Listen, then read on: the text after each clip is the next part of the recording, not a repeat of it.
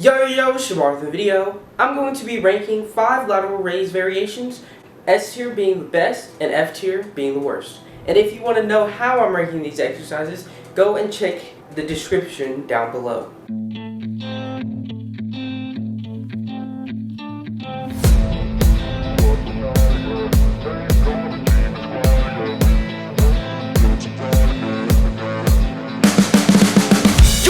The one that almost everybody knows about, and that's it's just the standing lateral raise. So the standing lateral raise does not have great stability because you're just going to be standing and you can actually just cheat the weight up. Like you could just do all this and cheat the weight up. And it does not provide a stretch because when you're at the bottom part, which ends right here, this is as far as you can go. You can't stretch your lateral head when doing standing lateral raises. This doesn't mean that this exercise is bad, but there's just better exercises that will actually build more muscle on your lateral head. That's why I'm ranking this exercise B tier. And if you don't agree with how I'm ranking these exercises, type down each exercise in the comments down below and tell me what you would rank them. And before I go to the next exercise, I just want you guys to know that if you do in lateral raises, you're really not meant to add a ton of weight. So like, for example, if I got these 30-pound dumbbells, you can't just, your lateral heads aren't meant to be able to like use heavier weights. So I would just recommend you use 10 pounds or 15 pounds. And if it's really easy, if you're using 10 pounds, you definitely want to increase the weight. But I would say like maximum 20 pounds. Unless you're like really strong, but you don't want to go super heavy where your form starts to break down. Just for any lateral raise exercise period, you don't need that much weight for it to be effective. There are many other ways to progressively overload instead of increasing the weight, but increasing weight is the most common way of progressively overloading.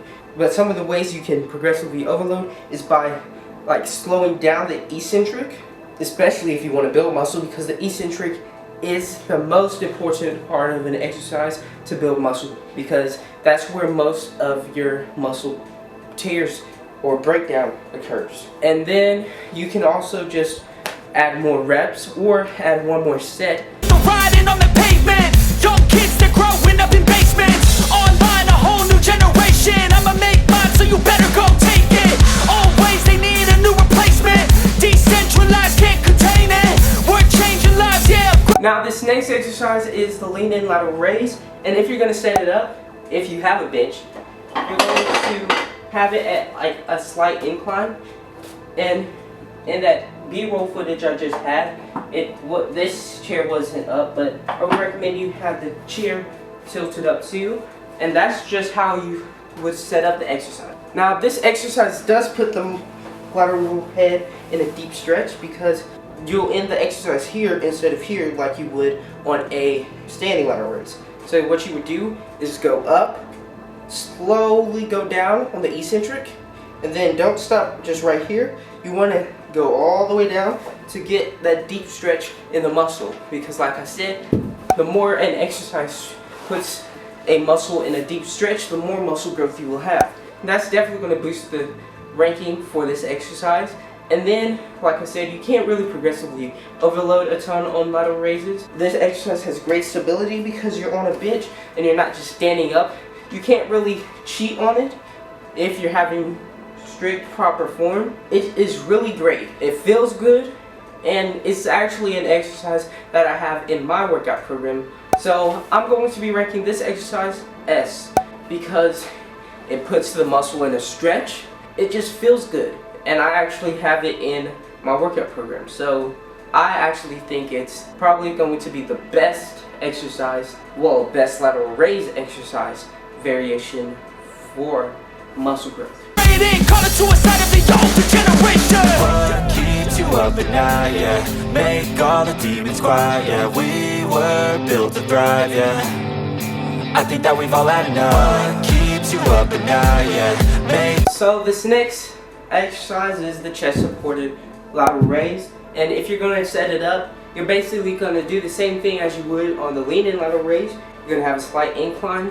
It doesn't really matter where the seat of the bench is, because you're You're going to really just be standing up and then have your chest supported on the bench. So you're just going to grab the dumbbells, have your chest supported on the bench, and then just do lateral raises. Now this really is hard because it has a lot more stability than just standing lateral raises. It's going to make you feel a lot weaker than if you were just doing some standing lateral raises, because you're cheating and not actually have stability, which will prevent you from cheating much on the exercise. So now this will prevent you from being able to go all the way to failure. Well, you can still go to failure, at least 3 reps close to failure, but it's going to be a lot quicker for you to reach that than, let's say, standing lateral raises. Now, it can benefit you, especially if you're trying to get a quick workout in. This exercise is effective if you're having proper form. When you're doing the lateral raises, you wouldn't do many reps, in turn making your workout quicker depending on the other exercises you have for that day. But I actually have a video that goes over how you can train in less time. I'll link that video right now if you want to watch it. And since this exercise has great stability, but it doesn't really stretch the muscle, I'm going to rate this exercise A. All the demons quiet, yeah, we were built to thrive, yeah. I think that we've all had enough, yeah, I think that we've all had enough. Sick of dealing with the old plan, they know that we're calling it wrong. You got me like... This next exercise is the seated lateral raise. And it's basically the same exact thing as the standing lateral raise, but instead of standing, you're sitting, obviously. And this really doesn't change anything much, except the fact that you're just sitting on a bench. You're just going to be doing the lateral raise the same way you would do if you were standing. And you don't have great stability, and you can't stretch the muscle. And almost all of these exercise variations for the lateral raise, you can't really stretch the muscle though. That's why I'm going to be ranking this exercise the same as the standing lateral raise, which is going to be a B. I don't know if some people like do their lateral raises like this. I feel like that would be weird. But if you do, yeah, that would have more stability, but you still wouldn't have a stretch on the muscle. Let's see if I can do it.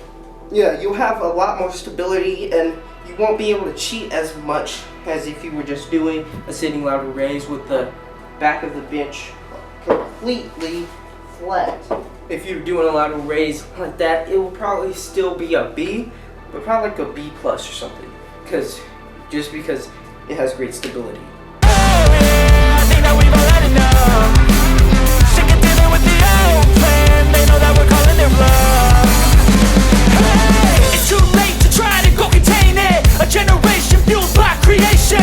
We live. Now this exercise is really similar to the standing lateral raise, because you're literally doing the same thing standing, but you're gonna have your arms bent when doing the lateral raise. I don't think that's really doing anything. I honestly would like the standing, actually like the regular lateral raise better, because your arms aren't so bent. They might be like a little bit bent, but not as bent as like you would have it on an exercise that's really meant for your arms to be bent.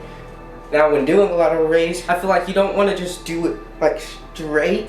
You want to have your arms bent a little bit, but not bent like this, where you're just doing this. It's kind of like you're just doing an upright row. So this exercise doesn't have great stability because you're not like leaning on anything. Now if you're doing the exercise carefully with proper form and stopping a little bit of reps before you reach failure, and this goes for the same as the lateral raise standing and the sitting one, but this is honestly a lot worse.